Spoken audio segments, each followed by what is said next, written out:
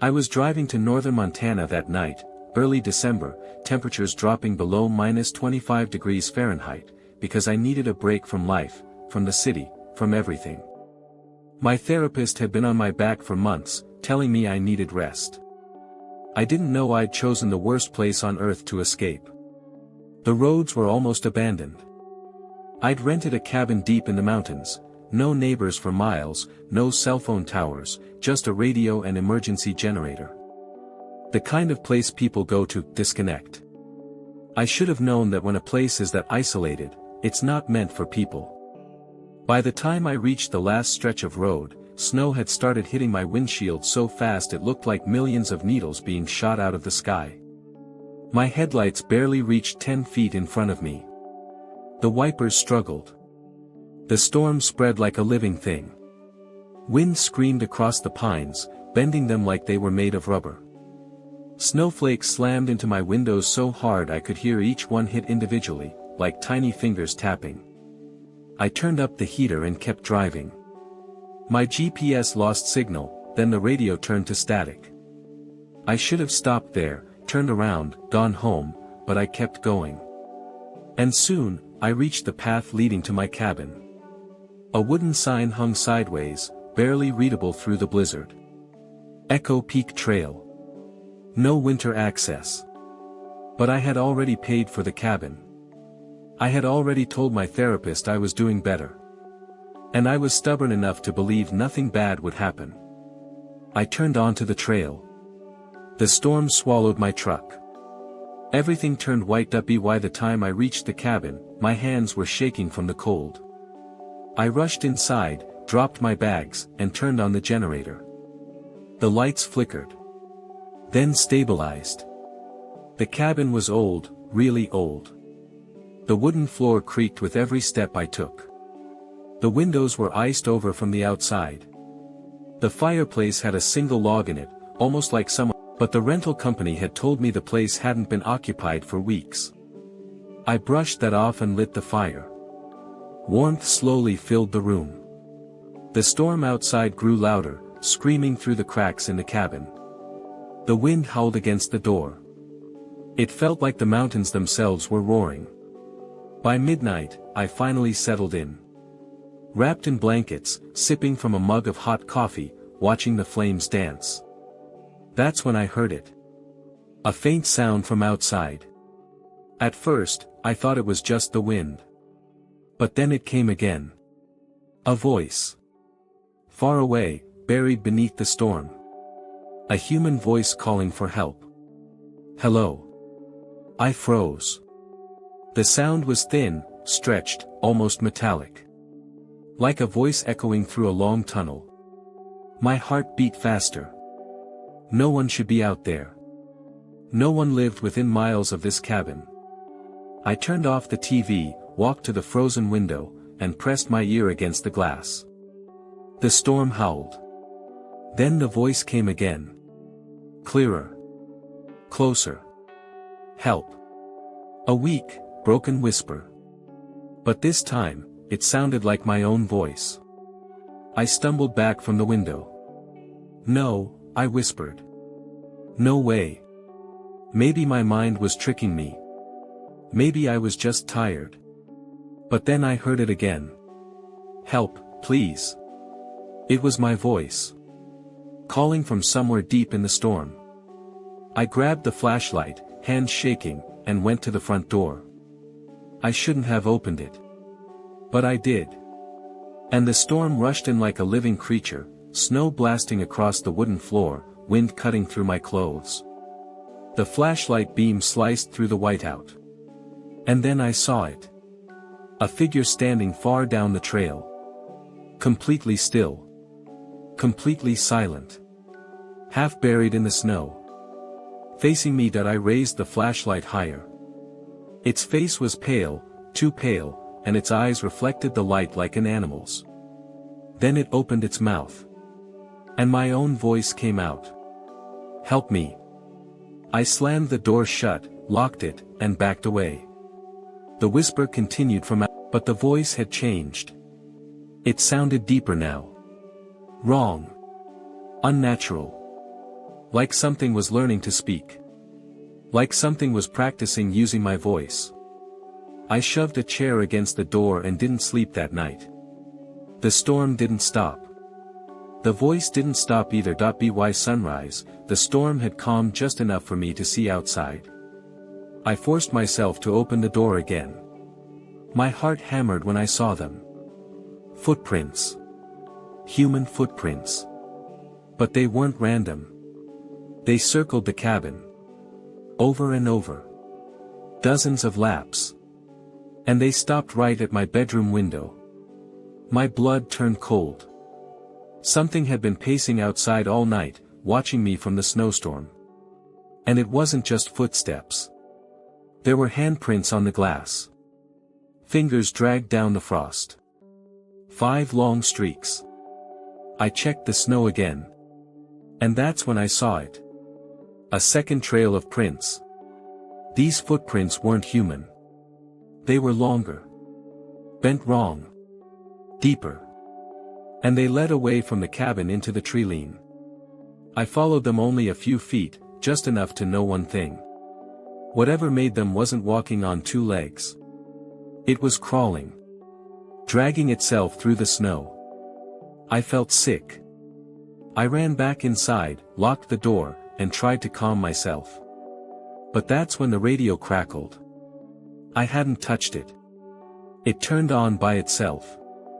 Static hissed through the cabin. Then a voice spoke through the static. My voice. Let me in. I unplugged the radio and threw it across the room. It kept speaking. Even without power. Let me in, let me in. I grabbed my coat, grabbed my keys, and ran for my truck. I was done. I was leaving. But when I reached the truck, ice coated the entire engine block. Black ice.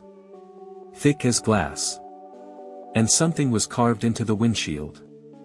3 words. Scratched. I backed away slowly. My breath froze in the air. That thing had been inches from my truck. Watching. Waiting. Studying me. I didn't feel safe in the cabin anymore. I didn't feel safe anywhere. The storm returned by noon, stronger than before. Snow blasted the windows. The cabin groaned as if it were being pushed, lifted, or shaken.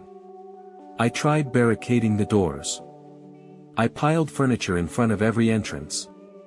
But then, around 3 p.m., I heard it. The crunch of snow. Slow. Deliberate. Footsteps approaching the cabin. I peeked through the smallest crack in the window. At first, I saw nothing. Just white. Then a shape appeared at the tree line.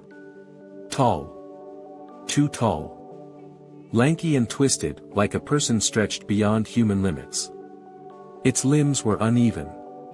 Its neck was crooked. Its skin, white. Not pale. White as snow. Like it had been carved out of the storm.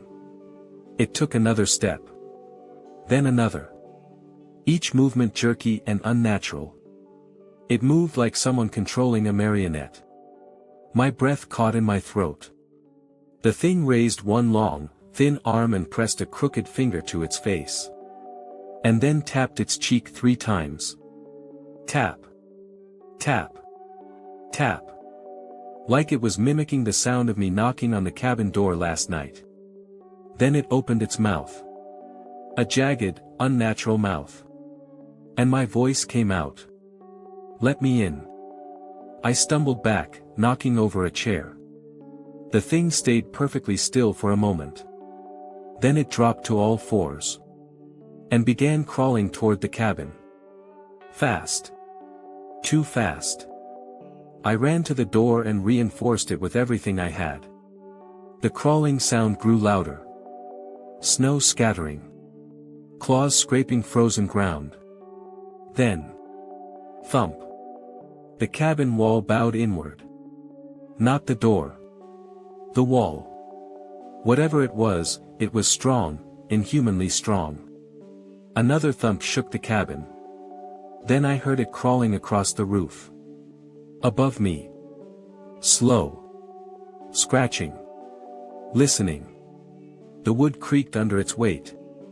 And then it started speaking again. This time. It wasn't just imitating me. It was imitating other people. Voices overlapping.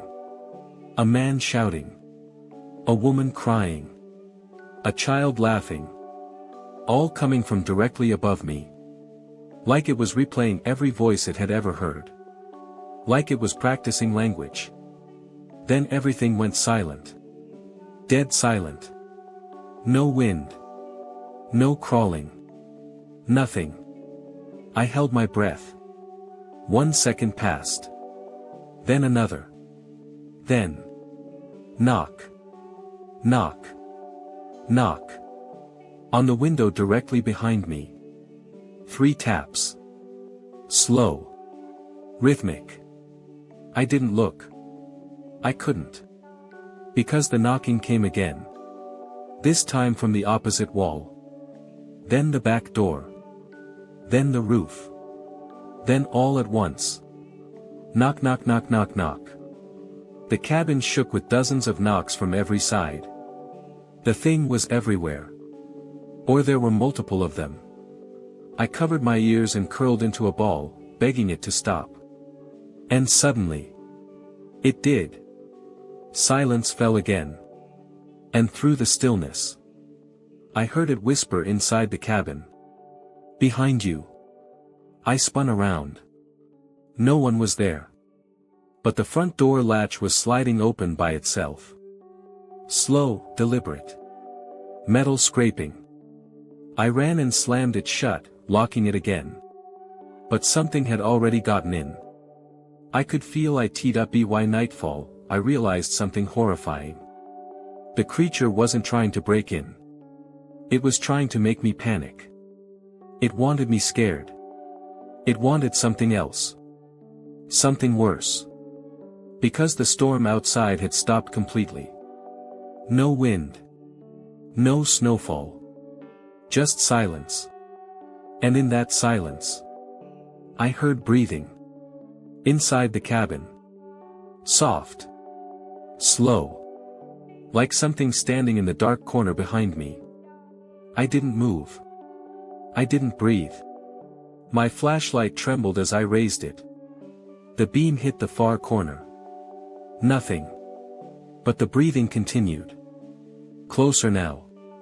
I spun around. Still nothing. But then I saw it. A shape behind the kitchen doorway. Tall. White. Motionless.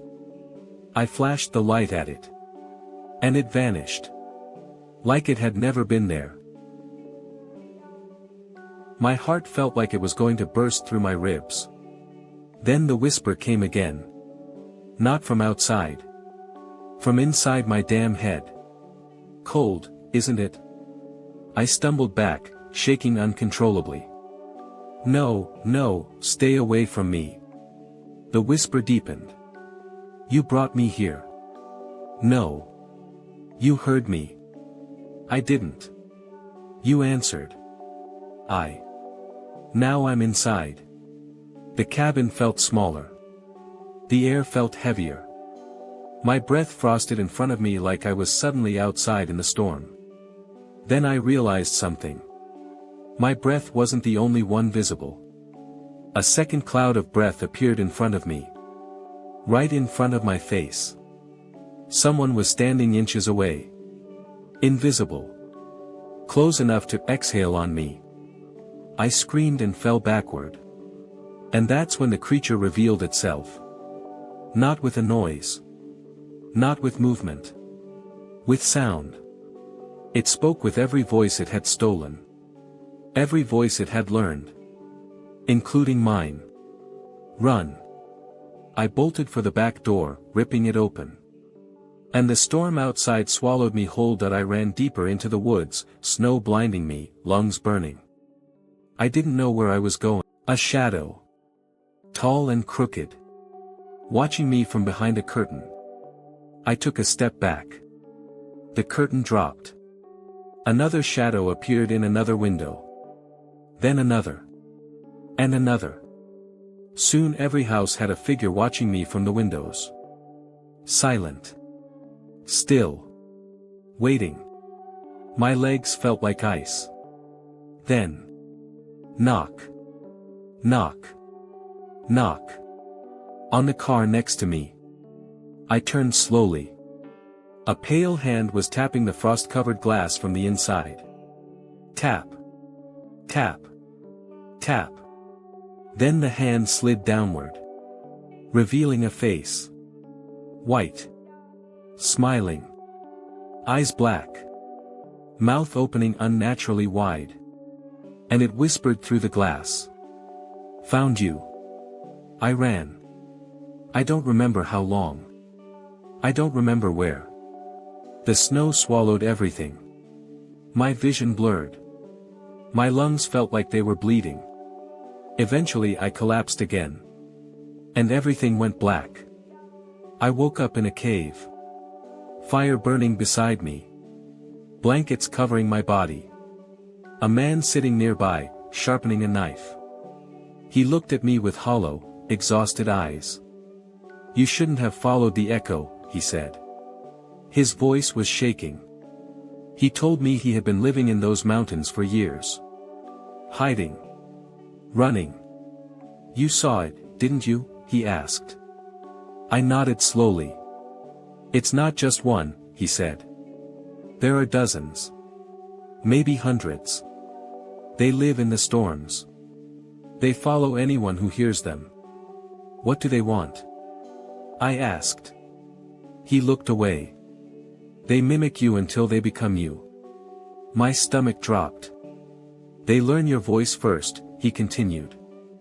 Then a second. Then a third. One of the creatures pulled itself inside. The man attacked it. The creature tore him apart in seconds. I crawled toward the back of the cave, screaming, scrambling. Another creature entered. Then another. White faces. Black eyes. Broken jaws. Smiling. Learning. I ran deeper, into a narrow tunnel. And they followed. Crawling. Chittering. Imitating my sobbing. My screaming. My breathing. The tunnel opened into the mountainside, overlooking a massive drop. I didn't think. I just jumped. Snow rushed past me. Wind howled. I hit a slope, rolled, slammed into rocks. Pain exploded through my ribs. Then darkness that I woke up half buried in snow. The storm had calmed again. The sky was gray. My body felt broken. But I was alive. I forced myself to stand. Every bone screamed. I limped across the mountain, searching for anything, roads, cabins, signs of life. Hours passed. I thought I was safe. I thought I'd outrun them. Then I heard it. A voice behind me. Soft. Close. Too close. My own voice. You can't leave. I froze. Slowly, I turned around. And saw myself. Standing there in the snow. Same clothes. Same face. Same wounds. Same breathing. It tilted its head. Smiled. Then whispered. I'm you now. I ran. I don't know how long. I don't know how I survived. I don't know why I'm even alive to write this. But I made it back to civilization. Barely. I'm in a motel now. Trying to shower off the cold. Trying to stay awake. Because when I try to sleep, I hear myself whispering in the bathroom. I hear footsteps outside my door.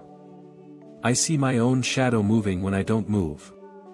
I don't know which one of us left that mountain. I don't know if the thing followed me. Or if I'm the one that didn't make it back. All I know is this. When the wind blows against the window, I hear it whisper. My voice. I'm still here.